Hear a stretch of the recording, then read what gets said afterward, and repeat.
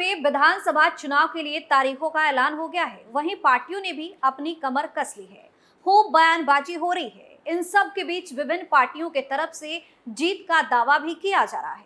वहीं इस चुनावी माहौल के बीच आपको बताएंगे छत्तीसगढ़ की तमाम वो बड़ी खबरें जिनका असर राजनीति से लेकर राज्य की आम जनता पर पड़ता है।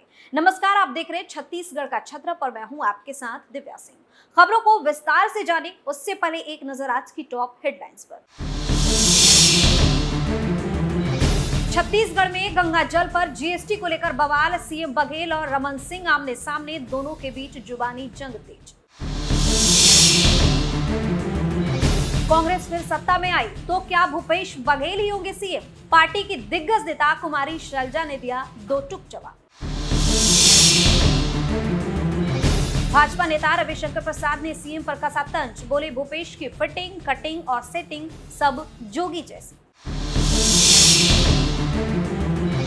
राज्य में चुनाव की तैयारी तेज। आप ने जारी की उम्मीदवारों की तीसरी लिस्ट। 11 सीटों के लिए उम्मीदवार घोषित। छत्तीसगढ़ में कांग्रेस नेता के बगावती सुर। आला कमान से नाराज होकर निर्दलीय चुनाव लड़ने की कर रहे तैयारी। सबसे पहली खबर में बात गंगा जल पर जीएसटी को लेकर मचे बवाल की। छत्तीसगढ़ विधानसभा चुनाव के पहले सियासी घमासान मचा हुआ है। सीएम भूपेश बघेल और पूर्व मुख्यमंत्री डॉक्टर रमन सिंह का गंगा जल पर जीएसटी के मुद्दे को लेकर बयानबाजी तेज हो गई है। एक दूसरे पर सोशल मीडिया प्लेटफॉर्म एक्स पर वार पलटवार जारी है। दरअसल छत्तीसगढ़ के मुख्यमंत्री भूपेश बघेल ने बड़ा दावा किया है। उन्होंने एक्स पर पोस्ट कर कहा कि केंद्र सरकार गंगा जल पर 18% जीएसटी लगाने जा रही है। इसके आड़ में सीएम भूपेश बघेल ने बीजेपी को सनातन विरोधी बताते हुए जीएसटी लगाने के फैसले को वापस लेने की मांग की है। मुख्यमंत्री भूपेश बघेल ने कहा कि अब गंगा जल पर भी जीएसटी, क्या श्रद्धालु पूजा पाठ न करें? क्योंकि केंद्र की भाजपा सरकार की मंशा तो ऐसी ही लग रही है। पीएम मोदी सरकार ने 4 दिन पहले गंगा जल पर 18% जीएसटी लगाने का फैसला किया है। सीएम बघेल ने कहा कि इससे नकली राम भक्त, सनातन संस्कृति के महिमा मंडन का ढोंग करने वाले और गौ माता की रक्षा के नाम पर आतंक फैलाने वालों का चेहरा बेनकाब हो गया है। वहीं दूसरी तरफ पूर्व मुख्यमंत्री डॉक्टर रमन सिंह ने सीएम बघेल के दावे को झूठा बता दिया है। इसके अलावा उन्होंने कांग्रेस पर मां गंगा का अपमान करने का आरोप भी लगाया।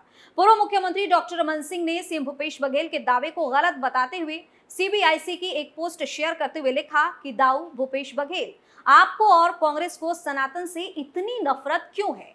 पहले गंगाजल की झूठी कसम खाकर सरकार बनाई, अब गंगाजल पर जीएसटी का भ्रम फैलाकर झूठ की राजनीति कर रहे हैं। राजनीति तो अपनी जगह है, पर इतना तो लिहाज करो कि अंतिम समय में सबको मां गंगा की शरण में जाना है। मां गंगा को अपमानित करना बंद करिए, वरना आपके काले कारनामों के पाप गंगा जल से भी नहीं धुलेंगे। अगली खबर में बात, क्या भूपेश बघेल ही होंगे अगले सीएम? छत्तीसगढ़ में चुनावी बिगुल बच चुका है। सत्तारूढ़ कांग्रेस यहां वापसी की पुरजोर कोशिश में है।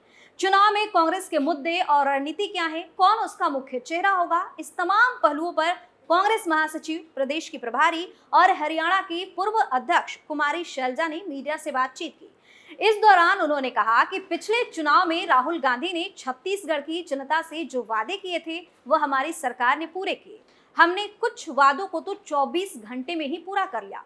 किसानों की बात हो, न्याय योजना की बात हो, हमने चीजों को फौरन लागू किया। पिछले 5 सालों में सीएम भूपेश बघेल के नेतृत्व में हमारी सरकार ने समाज के हर वर्ग के लिए काम किया है। फिर चाहे फसल का सही दाम हो, बच्चों के लिए स्वामी आत्मनिर्भर स्कूल हो या आंगनबाड़ी वर्करों का भत्ता बढ़ाने की बात हो, इस सब से बीजेपी बौखलाई हुई है। उसके पास कोई जवाब नहीं है कि 15 सालों में उन्होंने क्या किया। आगे कहा कि बीजेपी हम पर आरोप लगाने से पहले देखे कि उनके समय में जो घोटाले हुए उसी का नतीजा है कि जनता ने उन्हें नकार दिया। इनके पास ईडी, सीबीआई, आईटी का हथियार है। हर दूसरे दिन छापे डाले जा रहे हैं। इनकी कोशिश है कि छत्तीसगढ़ का जो विकास हो रहा है वह किसी तरह रुक जाए। वहीं आगे कहा कि भूपेश बघेल हमारे सीएम हैं, उनके नेतृत्व में 5 साल हमारी सरकार चली। चुनाव में वह लीड कर रहे हैं, लेकिन सरकार में और भी सीनियर नेता हैं और सहयोगी हैं जिन्होंने मिलकर सरकार बनाई। पिछले चुनाव में सबने मिलकर चुनाव लड़ा था, इस बार भी सब मिलकर मेहनत कर रहे हैं। पार्टी सबको साथ लेकर चलने में विश्वास रखती है। जहां तक सीएम की बात है तो हमेशा की तरह हाईकमान तय करेगा। जिस तरह के सीएम के मामले पर कुमारी शैलजा ने ये तमाम बातें कही हैं, उसके बाद तो इसके कई तरह के सियासी मायने भी निकाले जा रहे हैं। अगली खबर में बात बीजेपी नेता रविशंकर प्रसाद की। दरअसल पूर्व केंद्रीय मंत्री रविशंकर प्रसाद छत्तीसगढ़ की 3 विधानसभा क्षेत्र का दौरा करने वाले हैं और इसी सिलसिले में रायपुर पहुंचे हैं। इस दौरान रविशंकर प्रसाद ने सीएम भूपेश बघेल पर जमकर निशाना साधा है। उन्होंने कहा कि मुझे भूपेश बघेल को देखकर पूर्व मुख्यमंत्री अजीत जोगी की याद आ जाती है। उस समय क्या आतंक होता था, भाजपा के कार्यकर्ताओं को प्रताड़ित किया जाता था। वहीं मुख्यमंत्री के कैंडी क्रश वाले मुद्दे पर रविशंकर प्रसाद ने निशाना साधा और कहा कि भूपेश बाबू, आपको कैंडी क्रश और गेमिंग ऐप से प्यार क्यों है? पता चला यहाँ महादेव ऐप चल रहा है। अब समझ में आया कि भूपेश बघेल को कैंडी क्रश क्यों पसंद है। भूपेश भ्रष्टाचार में सब पर ट्रस्ट नहीं करते, इसी वजह से 2 कलेक्टर जेल में है, उप सचिव भी जेल में है। छत्तीसगढ़ में भ्रष्टाचार भी पारदर्शी है, यहाँ शराब घोटाला हो रहा है। वहीं आगे भगवान राम के मुद्दे पर भाजपा नेता रविशंकर प्रसाद ने भूपेश बघेल को घेरा और कहा कि भूपेश खुद को भगवान राम का भक्त बताते हैं। भूपेश के पिता कितने राम भक्त सब जानते हैं। इतना ही नहीं, कांग्रेस ने सनातन धर्म का अपमान किया और भूपेश खामोश है। और इस खबर में बात करेंगे आम आदमी पार्टी की। छत्तीसगढ़ में चुनावी बिगुल बज चुका है। प्रदेश में होने वाले अगले महीने यानी नवंबर की 7 तारीख को पहले चरण के वोट डाले जाएंगे। इसे देखते हुए पार्टियां अब अपने उम्मीदवारों की सूची बनाने और जारी करने में जुट गई हैं। इसी कड़ी में आम आदमी पार्टी ने विधानसभा चुनाव के लिए अपनी तीसरी लिस्ट भी जारी कर दी है।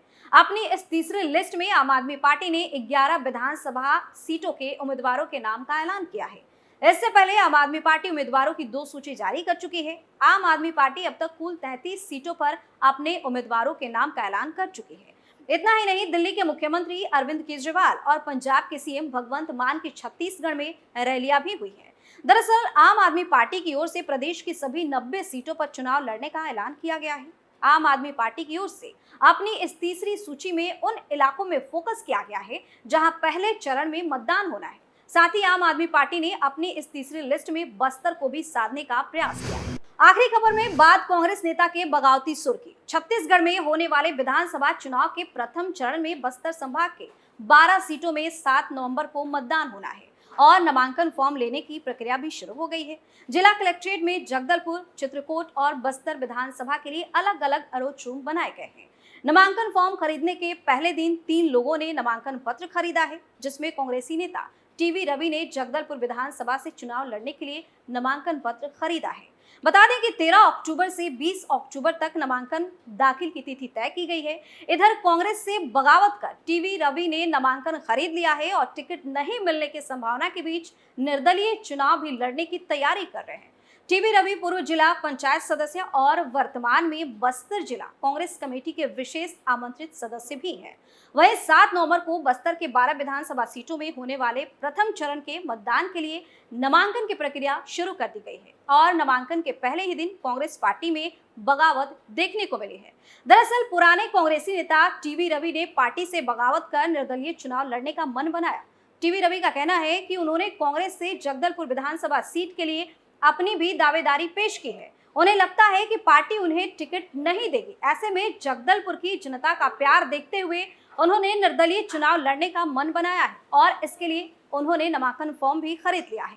टीवी रवि ने बताया कि इससे पहले भी कांग्रेस पार्टी के आला कमान ने 2018 के विधानसभा चुनाव में उन्हें टिकट देने का वादा किया था, लेकिन अंतिम क्षण में उन्हें टिकट नहीं मिला। उसके बाद 2023 के विधानसभा चुनाव में भी पार्टी से उनको जरूर उम्मीद है कि इस बार उन्हें पार्टी टिकट देगी, लेकिन अगर ऐसा नहीं होता है तो वे निर्दलीय चुनाव लड़ने की पूरी तैयारी में है। तो इसी के साथ हमारे शो छत्तीसगढ़ के छत्रप में फिलहाल के लिए इतना ही। कल एक बार फिर से छत्तीसगढ़ की तमाम बड़ी खबरों को लेकर हाजिर होंगे। चुनावी हालचाल आपको बताएंगे। देखते रहिए कैपिटल टीवी। नमस्कार।